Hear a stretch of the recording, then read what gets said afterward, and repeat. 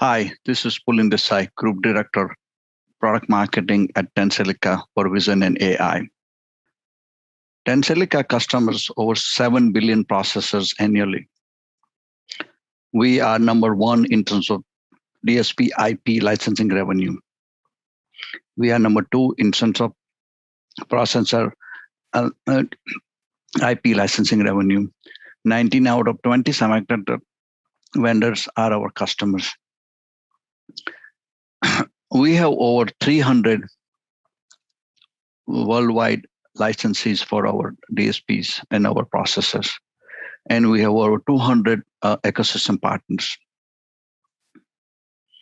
We have been in the Vision DSP market for a long time, and we've been shipping our Vision DSP in all this market like automotive, robotics, drone, mobile, AR, VR, surveillance.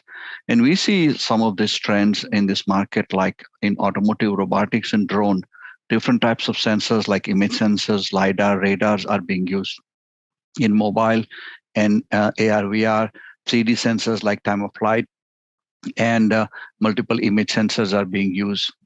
A big trend we see is large number of sensors are being used. Like in mobile, we started with a single sensor, and now you see north of 4 to 5 sensors.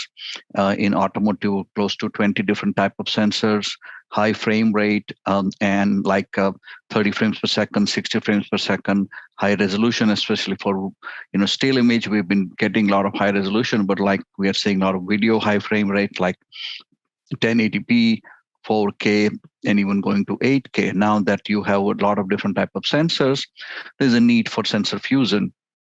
And all these sensors are also, because of different type of sensors, there is a need, and people are doing 3D point cloud and 3D captures. And in a mobile and AR, VR, especially in mobile, we see a trend towards always on island. We'll talk more about this. And us being in the Vision DSP market, we see a lot of computational imaging algorithms being used in this market.